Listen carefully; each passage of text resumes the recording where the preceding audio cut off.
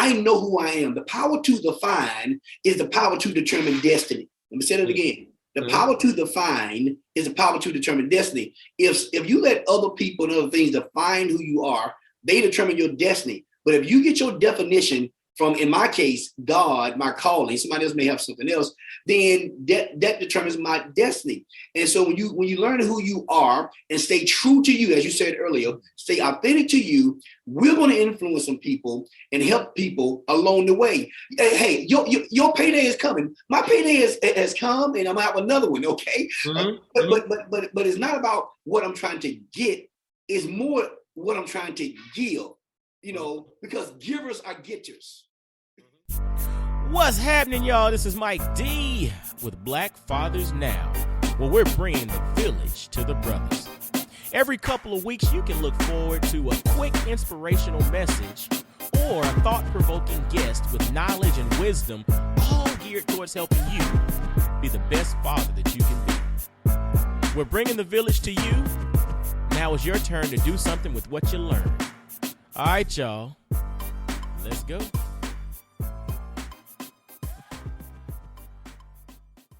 What's going on, fellas? This is Mike D, Mr. Double Down on You, your favorite personal development coach, with another episode of Black Fathers Now. Now, what's interesting, if I put my glasses on, and if you're watching this, you might think that I'm interviewing my brother. You know what I'm saying? We got the same head shape and same complexion. We both are follically challenged, as I like to say.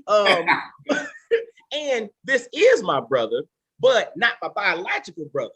But who I have today is this eclectic guy, this man who's dynamic, who has an amazing story, who's doing work for the Lord, but he's also a CEO. But more importantly, he's a husband, he's a father, he's a leadership coach, and he's known as Doc Rock to the world, but he's also known as Dr. Karockas Watkins, based out of Huntsville, Alabama. So fellas in the Black Fathers Now family, ladies listening, because y'all like to tune in to what we're talking about, let's welcome my man, my brother, Dr. Karockas Watkins.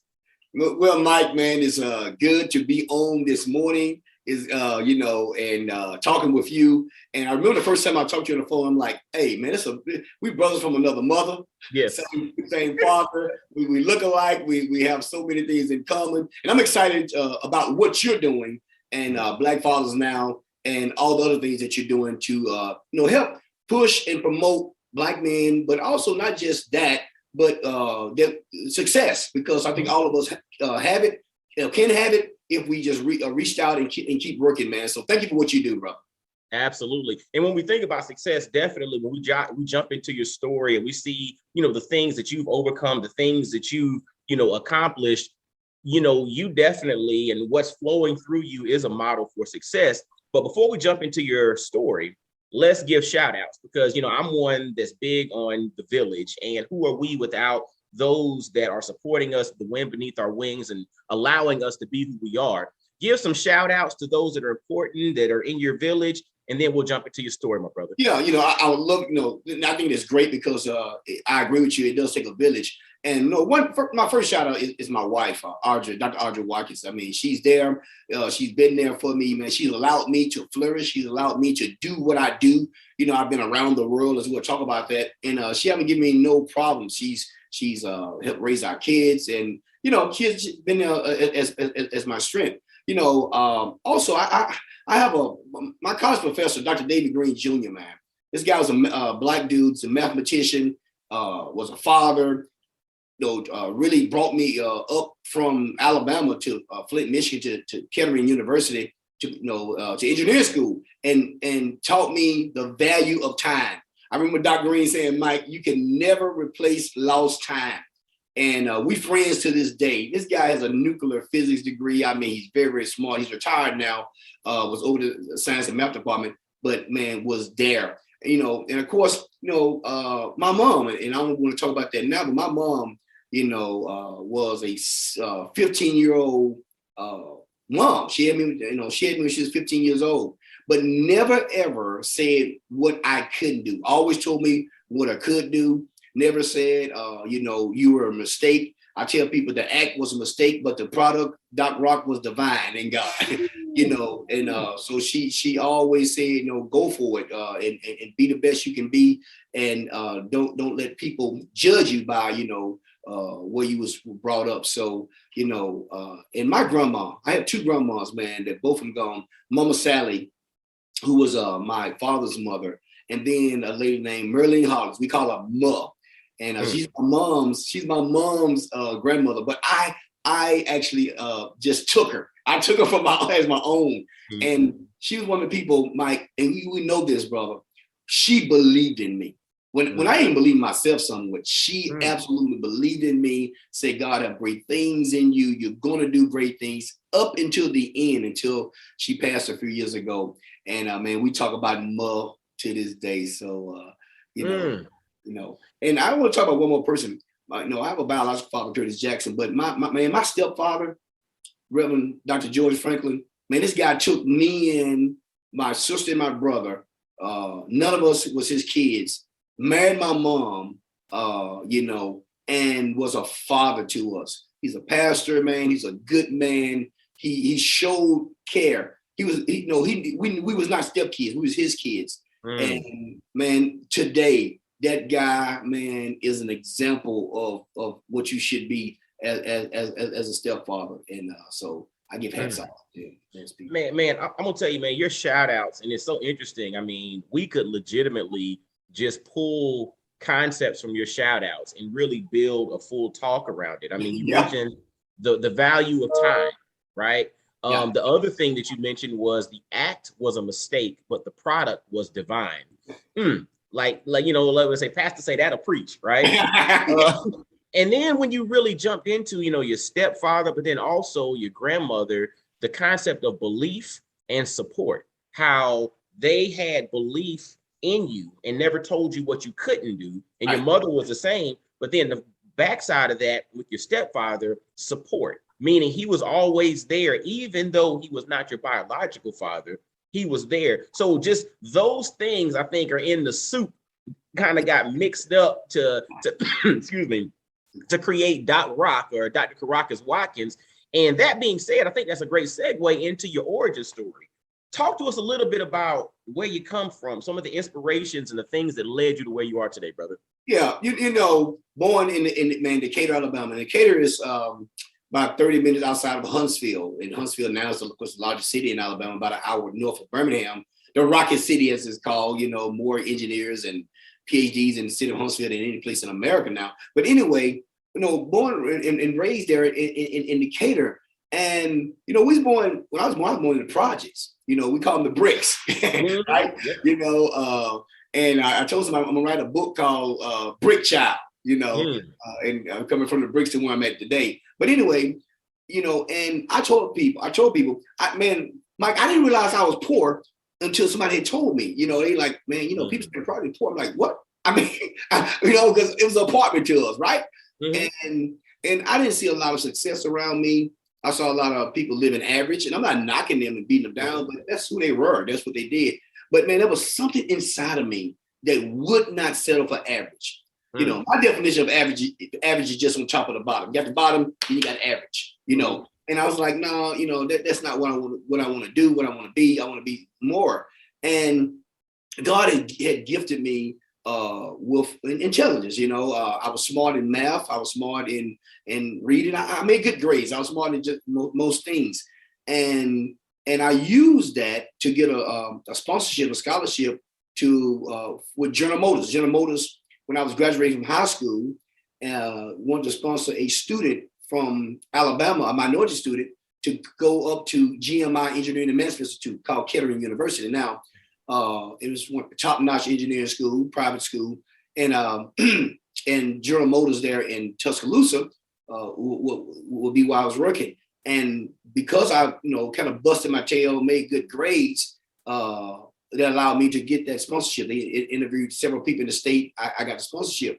I probably would have been called nerdy, Mike, but I played 3 different sports and lettered in them. I had some records in football and track and all. But naturally, I was an introvert. But those sports brought me out, had me, I got some cool points from that. Mm-hmm. Yeah, yeah. You smart, man. It's necessary. As a brother, you gotta have the cool points, man. That's cool, brother. Back in the day, man, use a square. That just didn't happen. I mean, That's it. The girls look at you. Everybody thought you was weird. Yeah, that's it. That's it. No, that to this day, the same thing. You can't be a square. It's like you got to figure out your cool factor. You dig? So I took that. I took the sports to kind of balance me out and balance out the cool points. And so and so I used that, and then went to GMI.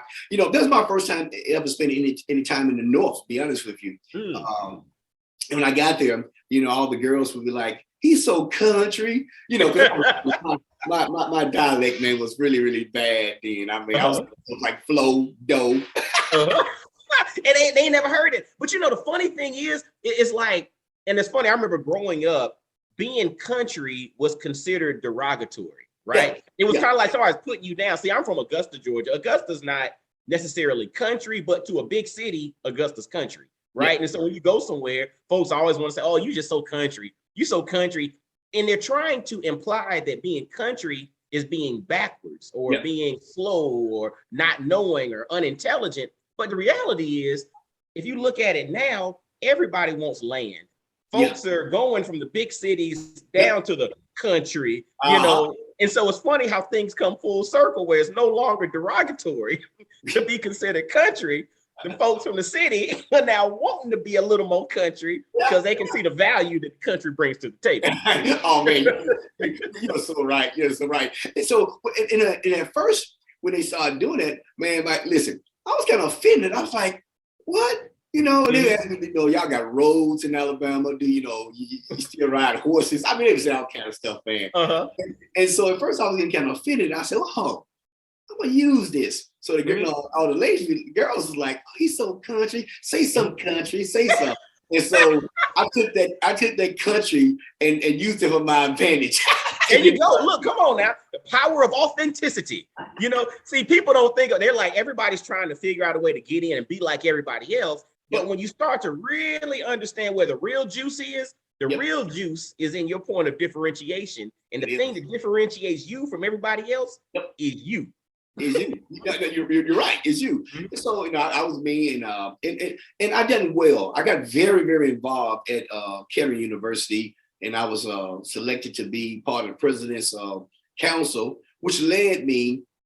The president council was a group of 7 students they picked at the school, and bi-monthly, sometimes monthly, we met at the president's house. He had all these dinners with CEOs of corporations. Like I said back then, I sat at the table with Smith, who was the CEO of General Motors. I sat at the table with Ross Perot. I sat at the table with several people from these Fortune 100 and 500 companies every month, and we would sit there and tell our story and entertain them. And it was part of the president's council, which allowed me to grow as a person and as an individual in order to understand what to do when you're at the table. And to be honest with you, I had never been in a situation like that. And so our first meeting, I never forget this. I'm like, there's like, I don't know, 3 or 4 forks, 2 or 3 4 spoons. And I'm like, what is all this stuff for? So, as any intelligent person would do, you look and see what everybody else is doing first. Pay attention. Yes. You pay attention, and I could learn some etiquette from that. But it helped me later on in life as well. And then it gave me the confidence, and assurance that I needed in order to go forward. Because one thing I learned early, and I learned this from Dr. David Green Jr. as well, is confidence. Be confident in yourself, even if you're wrong, even if you don't know, you have some confidence so you can learn what you need to do. And, graduated with GMI, wrote a thesis that was confidential with General Motors that I got a award for, and then started and left General Motors and started for IBM. Went out to Raleigh, North Carolina, to Durham, RTP, Research Triangle Park, and worked for them for a little over 2.5, almost 3 years as a card engineer. We made printed circuit boards, and I was over several lines and plants like Texas Instruments in Austin, Texas made printed circuit boards for me. Lexmark in Kentucky, Lexington, Kentucky made printed circuit boards. So I was over all that, learned GM hit me in on their IBM hit me on their high potential list, and and did a lot of training with me in management, had me in management training and all that, because they felt like I could be a senior leader in the company one day. Well, I was doing well. My wife was there, getting to go to law school. She was working for Nations Bank there. And I tell people, God started messing with me. And we got this thing all settled in. We doing well. I'm a preacher at this time. I called in the ministry my sophomore year. Let me go back a little bit. My sophomore year in college, and started doing some taking 3 classes. Started doing some preaching and teaching to young people. But here's the deal: I did not want to be your preacher. Pastor, don't want to do none of that, Mike. My dad was that. I'm a businessman. I'm an engineer. I'm going to run IBM or some company one day. That's what I'm going to do. God started messing with me and said, I want you to go back home and start a ministry, you and your wife. Hold on, pause. So you've gone to engineering school. Yeah. You've been at the table with CEOs, Fortune 100, Fortune 500 folks. Yeah. You get a position with IBM in Raleigh-Durham area. You're on this executive track. They're training you for upper level management. Your wife's in law school. Y'all were settled in. You're on this career trajectory, and you were fighting internally this pull that you knew was pulling you in this other direction to say you need to go back home and answer this call to ministry. Yeah, and I was one of those people, like many people, I'm like, I would never be back in Alabama, only to visit, only to give back, Yeah. I'm not coming to stay. You can forget that. I ain't coming to stay. And so, God was just dealing with me. For a whole month, it's like I could not go to bed. I couldn't get up without this on my mind. Anyway, long story short, my mother-in-law was getting ready to get remarried.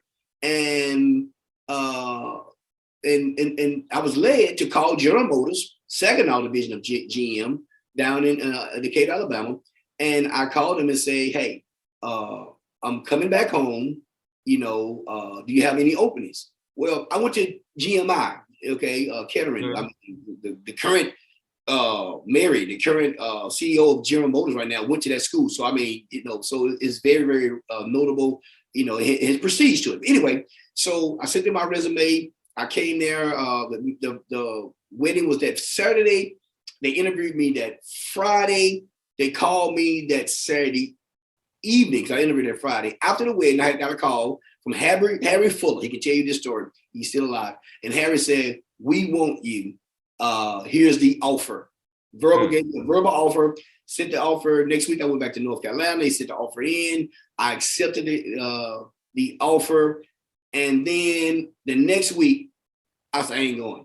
No, I'm not going to Alabama. I said, no, I'm missing God. I just, no, I'm doing well here. Audrey was getting ready just to start law school. She hadn't started yet. She's getting ready to go. And I'm like, no, I'm not going. I called General Motors on the phone, said, thank you, but no thank you. I won't be coming. He's like, you sure? I was like, I won't be coming.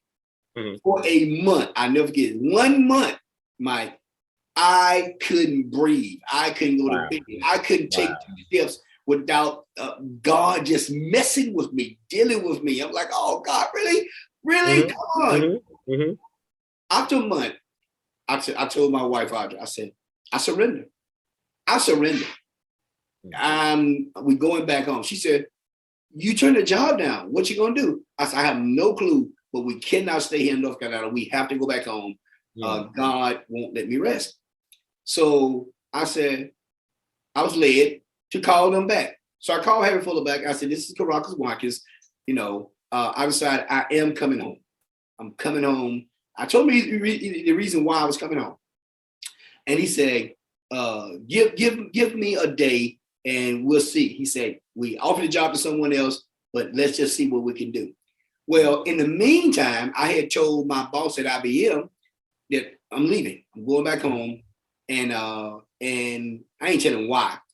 Well, for 2 weeks, I started to get extra money in my check. I mean, significant amount of money. I'm thinking they made a mistake. You know, I want to spend this money, I have to pay it back. Yeah, I know, right? Just put it over here to the side just in case. Yeah. So I put it, and that's what I did. Well, after a couple of weeks, I went to my boss, Bruce Walton. I said, Bruce, why am I getting extra money? He said, Karockas, I can't explain that.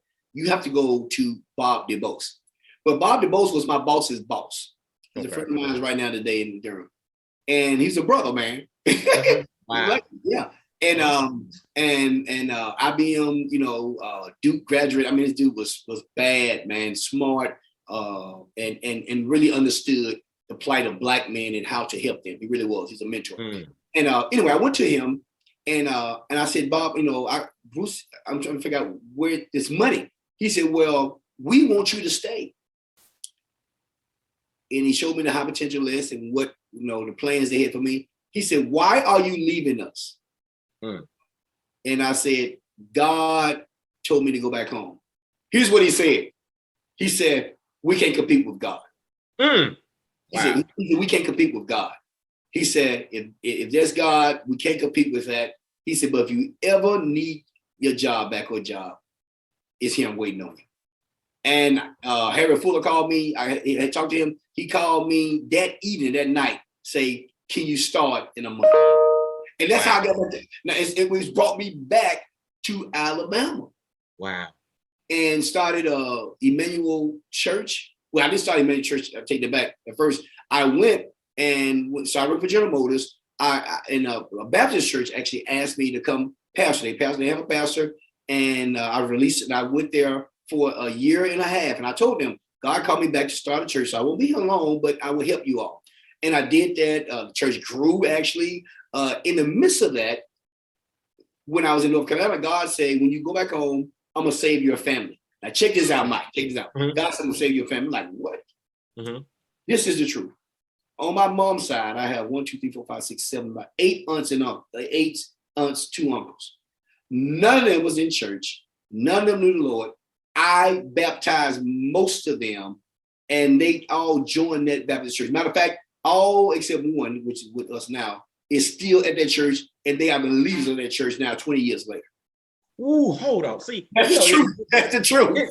I believe it's true. And what's so interesting, and this is where the whole notion of when you have that thing inside of you, you know, you and I will say it's the Holy Spirit. I know there are different people with different belief structures and all, but when you have that Holy Spirit inside of you, that thing that says you need to go and do something, your testimony or your example is validation of why we need to listen and act on that. And I think a lot of us struggle with the right thing to do. So as a personal development coach, a lot of times I'm not here to tell somebody what to do, but I present it in different ways and give them different angles for them to look at it. And usually they answer their own questions. They come to their own solutions. I'm not here to tell you what to do. I'm just here to present it in a way for you to think about it a little differently so that you can ultimately come to your own conclusion.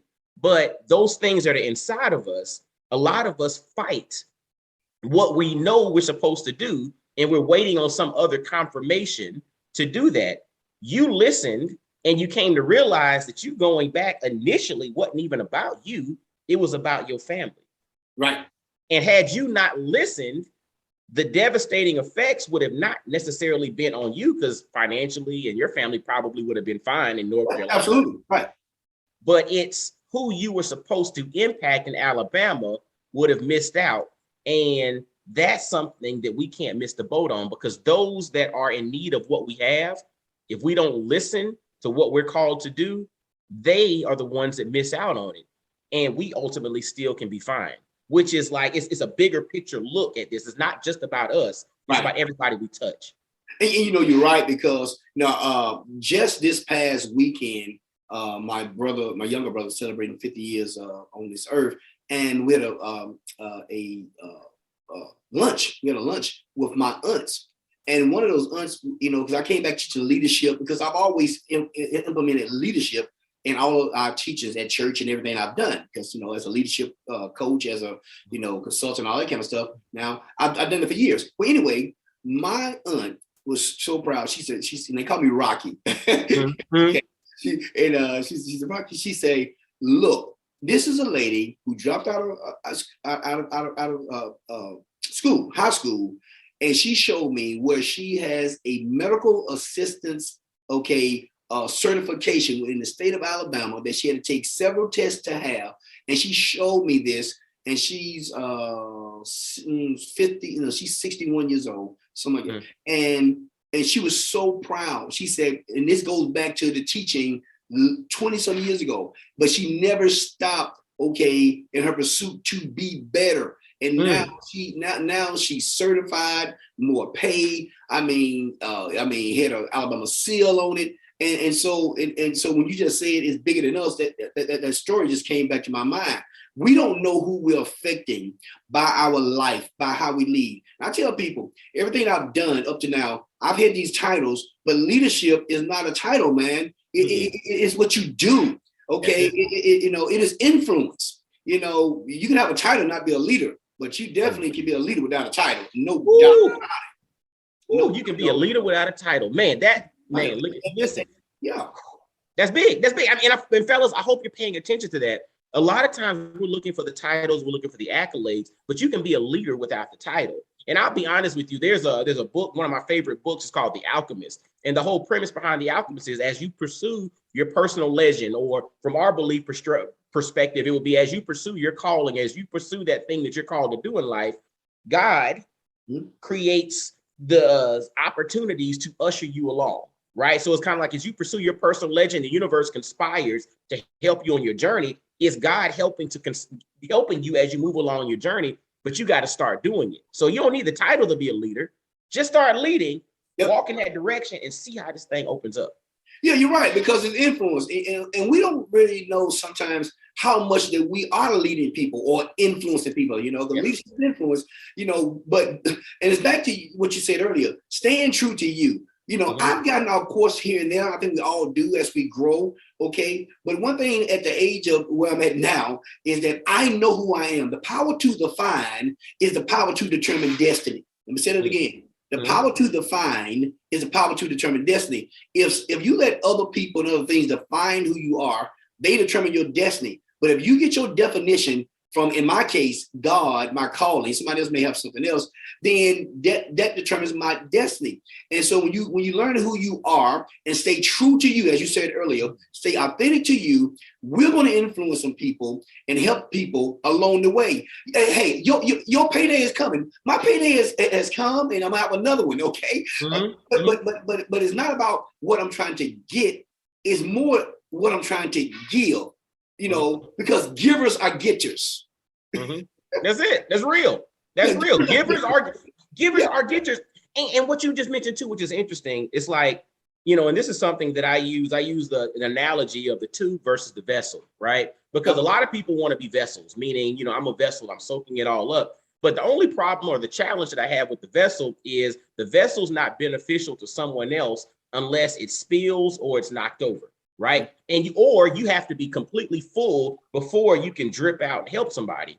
My whole thing is those of us that are called to lead, that are called to empower, to inspire, to help, to encourage others, we're actually tubes, meaning what flows in one end flows out the other end. Yep. But the challenge with a tube is there's nothing on the bottom to catch it. So therefore, when that faucet is coming and it's running through that tube, you got to have enough faith to realize that faucet's not going to get turned off. But we also get fortified by what's flowing through us. It ain't me. It's what's flowing through me. And what's flowing through me has to get kicked out to other people. But guess what? It's more where that came from. And that's how we have to operate. I agree. I always say to people, and I use that same analogy a lot of times. And I say, we all are funnels, man. We are funnels to something great. And our story, where we came from, our starting point, okay, it's significant. I tell people, don't beat down your starting point, because your starting point, okay, is there for what your calling is. Wherever you wherever you got delivered, where your mind opened up, where you was going, all those things, how tall you are, how short you are, how dark you are, how light you are, how big your ears like mine are. But all those things, everything about you is for your why, your purpose in life, the reason for you existing. And I found out that, through all this, even at the place I'm the CEO now, Ability Plus, that's why, led me teaching leadership led me here. There was a client of mine, and Ability Plus is we take care of people with intellectual disabilities. We employ 500 people, one of the largest in private providers in the state of Alabama. And we take care of people with special needs, people who can't fully take care of themselves.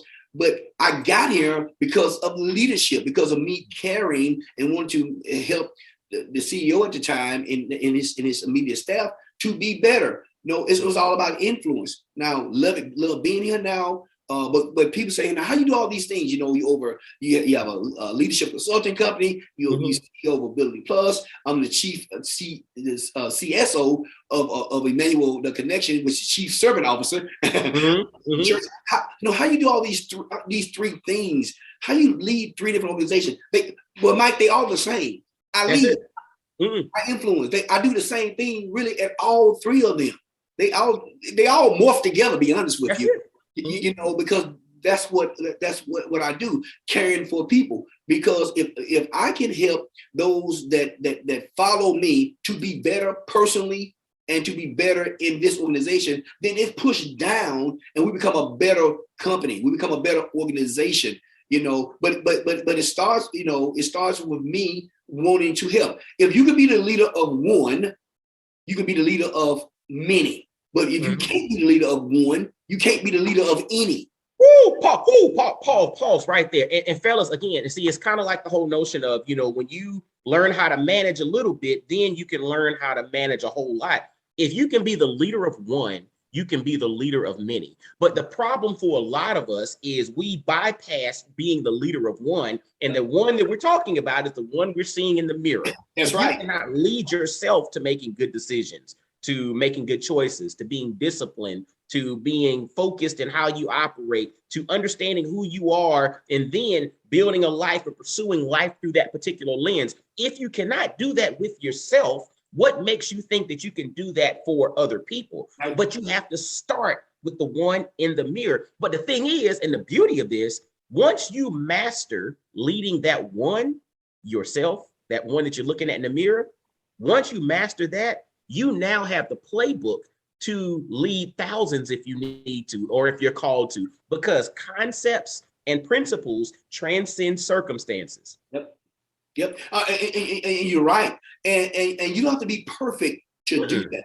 You just have to keep growing. Every day you're growing. Every day you're getting better. There's things I'm still working on. Am I there? No, I'm not there yet. Okay, but I'm better than yesterday. I guarantee you that. Okay, and if I live to see it, I'm gonna be better tomorrow. So we don't need perfect leaders. Okay, we just need leaders who are vulnerable and understand our weaknesses and understand our strengths, that we may keep going forward to help somebody. Because no matter how low you think you are, there's probably somebody lower than you that you can help. And so once you start to grow, then we have to be self-aware and not get the big head, right? And not think that we're better than anybody, because gratefulness is a powerful thing. I'm so grateful for where I'm at today. I'm so grateful for the opportunities. You're talking about, you're looking at, I'm telling my story a little, a project boy born to a 15-year-old that's been to 31 different countries. Now, I don't say it to brag. I said that to say, okay, it's possible. Okay, whatever God has put in you, or whatever you believe, your belief structure, but it's possible for you to achieve everything that's in your heart. We just got to keep working, and we have to give space for other people to help us. No man is an island by himself. Okay, we have to give space for people to help us with our kids, to make us better fathers, because we can be public successes and private failures if we're not careful. Ooh, So we got to understand what's going on in our private life. And I'm not saying that to throw stone at anybody, but because listen, hey, he's still working on me, and Steve Harvey said he's still working on me too. But that's it. But we have to allow him to work on us, right? You said something there which is so powerful. We have to allow him to work on us. See, the whole thing about the spiritual growth is we have to be willing, and we have to open ourselves up. It's not forced upon us, right? Just like you mentioned before with your story, you were fighting it, but the moment that you said, you know what, I submit, whatever, you do what you need to do with me, guy, right? That whole thing, that's the unlock. And a lot of us are resistant to change, resistant to growth. And some of that is due to our lack of exposure to what's possible. So we only limit ourselves, or we limit ourselves to what we've been exposed to. But some of the beauty of having exposures is you kind of get a peek around the corner to understand, oh, hold up, there's some things over here that I've never experienced. And I've been limiting myself just because I've just been in this environment. And as you shared your story, especially earlier on when you were at GMI catering for engineering school, how you would sit down with CEOs and all, but then you also came from the projects. I thought about a stanza from one of my favorite poems, If, by Rudyard Kipling. And the stanza says, if you can walk with crowds and keep your virtue, or walk with kings nor lose the common touch. Mm-hmm. Like it's just this whole concept of, if you can kick it with the crowds and keep your virtue, if you can keep your honor intact and not have to sway from who you are. But on the flip side, you can be amongst kings and still not lose the common touch. Yep. And so to me, powerful leaders are those that really get it, are those that know how to navigate that intersection. Because a lot of times we get so disconnected from reality. Oh, you flying private and you this and you that. You don't know what normal people live like, right? But if you can do all of that and still have the common touch, or you can deal with the crowds and still have your virtue, dude, you're talking about leadership that could change the world. And that's what we need. We need more of that. And it's amazing because I say that a lot. You hear in my teaching, some of you hear me say, I'm living as a king, but keeping the common touch. Mm-hmm. Because when you get from reality, then you're no good for nobody but yourself. I never forget. I work with a guy, and he's a very rich guy, and I do consulting with him. He picked me up in his private plane and was actually going to a bowl game. Me and my son and my oldest daughter, and my son had never flew before. And so we go to the private airport and everything. And I said, now, Joshua, you got to understand, this is your first flight. Okay. And I think at the time he was like 11. And I said, but most people don't fly like this. They go to the airport, go through security, drop the bags off. They don't have a red carpet that the car pull up to, and you go into the plane. I said, so you got to understand, you living today as a king, but most people, that's not how they do. And I was trying to tell him that because I didn't want him to get out of touch with reality. Okay, of what most people go through. The day that we stop understanding and have empathy for what most people go through, that's the day we need to stop leading, because we've gotten too far ahead of those we're trying to lead. And one thing I have done all my life is cherish myself and prided myself, in a sense, if I can use that word the right way, on being a servant leader. Even at Ability Plus, we have people who come and clean up and do those things, but I'll carry out trash. I'll see the trash can. I maybe have this suit on. I have trash. I back up my floor many times, and people like, and I got hardwood now. We changed it, and so I sweep it. People like, Doc, what you doing? I said, it's not about the floor. It's about reminding these little things right here. Remind myself that I'm a servant leader. I'm no better than the janitor. We have different roles. We have different things we do, but I'm no better. And in that janitor, as in me and those who are listening right now, is greatness. And when we discover that greatness, okay, and work hard, it'll come out and we'll become what we are supposed to become. But I tell people, don't be looking down at people because of their job, because if they ever realize that greatness is in them and that light bulb go off on them, you're going to see somebody in a few years that you ain't never seen before. I hope y'all are paying attention to that. I mean, that is a legit gem. And I think it's one of those scenarios in which we have to understand people are people. And it goes back to what you mentioned from the standpoint of leadership. You don't need a title to be a leader, right? You don't need a title to be a leader. You can just be a leader, but it starts with leading that person that you see in the mirror. If you can master that, then you have all the tools necessary to master leading at scale. And it doesn't matter your title. It doesn't matter your income. It doesn't matter your position, your education, your background, your story. You are uniquely you, and you are uniquely positioned to do something great.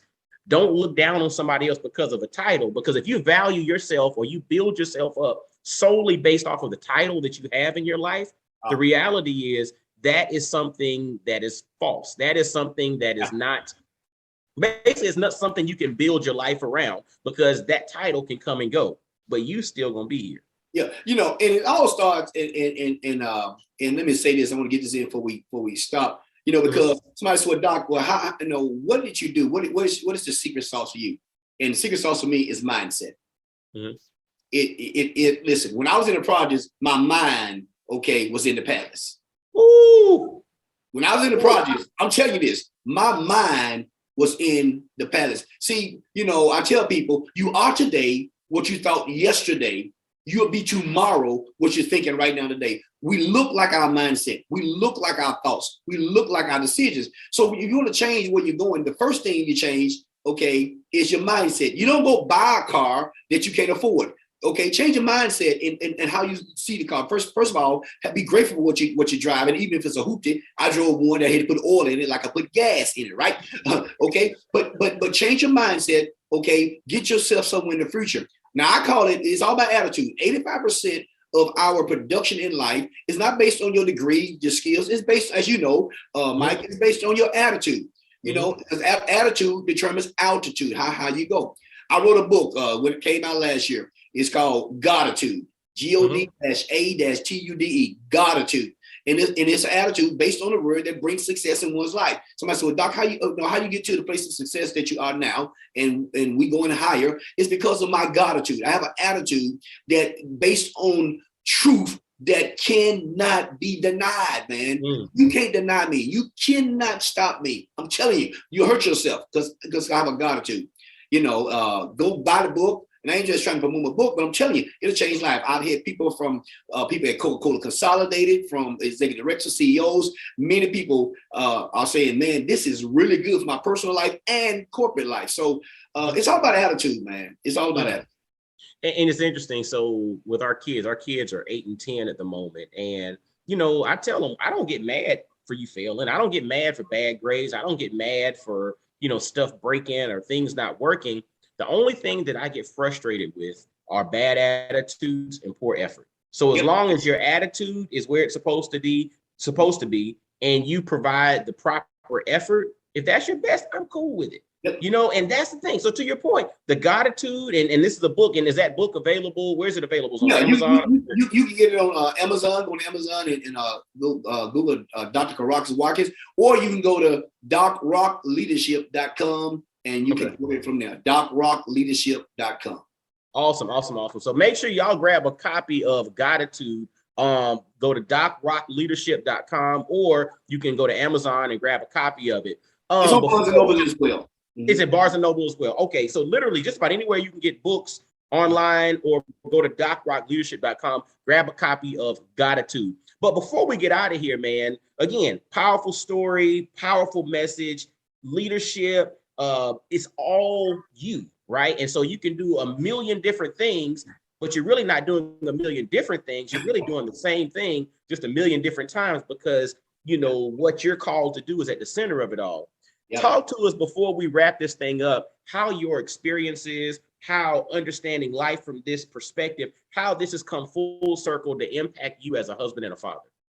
Well, you know, wow. Once again, you want your private life to be greater than your public life. And so what I've done is I learn from everyone.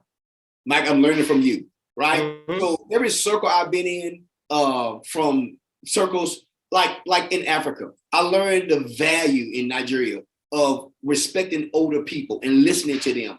and taking wisdom from them, because they big on that. In Brazil, one of my friends, they big on family, and you can't be a corporate guy without first being a family guy. Woo. It ain't the other way around. You got to be a family man before you can be a corporate man to be successful. So all these things I've learned, and I brought them back to my family, and we have our own, Team Watkins. We have our own corporation at home, right? Mm-hmm. And everybody have some input. My oldest daughter is getting ready to complete her law degree at Duke. Got a scholarship, dean's scholarship, and I'm bragging, saying, but she challenged me because I challenged them. My middle daughter is getting ready to get her teaching degree at Birmingham Southern. And I got a little 15-year-old, ready to be 60 years old. Wow, car time at home. That love his father, and my wife challenged me. So I've taken all those things that I've used and all the wisdom, to bring them home. And guess what? I'm open to criticism. I'm open for them to say, "But Dad, hey, you ain't spend enough time, or you're a little testy, you're a little bit stressed. Can we help you?" I'm not one of those fathers that I know everything. I'm not one of those fathers that don't allow their kids to talk. Now you're gonna give me respect because I'm do that, okay. But at the same time, I'm gonna respect you for who you are, for what you have to bring. Everybody has something to bring to the table in our family. Every individual is different. I'm not trying to make Kristen Brianna or vice versa. I'm not trying to make Joshua like his two oldest sisters. Everybody have their place of expertise, their place of destiny. And so what we try to do is help one another to fulfill that. And what I'm saying now, even with my girls, they 4 years apart, and they kind of like fought a lot. Absolutely. Yeah. I'm like, oh man, I think you're grown. I hope they start helping one another. And now I'm seeing them help one another in their own spheres and give each other advice and listen to that. I'm actually seeing Audra in ourselves. I'm seeing us in them, which is coming back at me in a good way. And it's great, man. It's rewarding, because I always said I wanted my kids and our family all to know they love by God, they love by their father and their mother, but I want them to be what God called them to be, not what I want them to be. What did God call you to be? What do you feel your purpose in life is? And whatever that is, we want to support it. And man, I'm proud. I'm proud of that. I'm more proud of that than anything that I ever could do. Now, at one time, Mike, I didn't think that way. Mm-hmm. Okay, I really didn't. I was like, okay, let's go out there, let's do this, let's do that. But at this point in my life, I'm like, man, I'm more proud of that. Those are trophies. Those are trophies in my trophy case. My kids and my family and my wife, and everything hadn't been rosy. We've been through some tough times, brother. Mm-hmm. Tough times. But we made it through. We weather every storm, and man, I can't wait to get up on the mountaintop and bring somebody along to celebrate, to go back to the valley and come back up to the mountaintop. Man, I'm gonna tell you, which is so powerful, just hearing you speak and just with pride about your family. And it goes back to what you were mentioning, how you have to live it. Like, you have to be a testament of it. You have to bring this to the table and how you live before you can take it out to the world. And what great leaders do, great leaders put people in positions to win. Now, that doesn't mean that it's going to be perfect. That doesn't mean that it's going to be easy, because a lot of times there's some tension there. Yep. But at the end of the day, when you look back over the track record, great leaders put people in position to win. And that's not necessarily just in the corporate arena. That also comes back to home. And it sounds like that's been a priority, and that's been a focus, for you and your family. And, I salute you for that, because the thing is, when people look at us, they don't just want to look at the worldly success.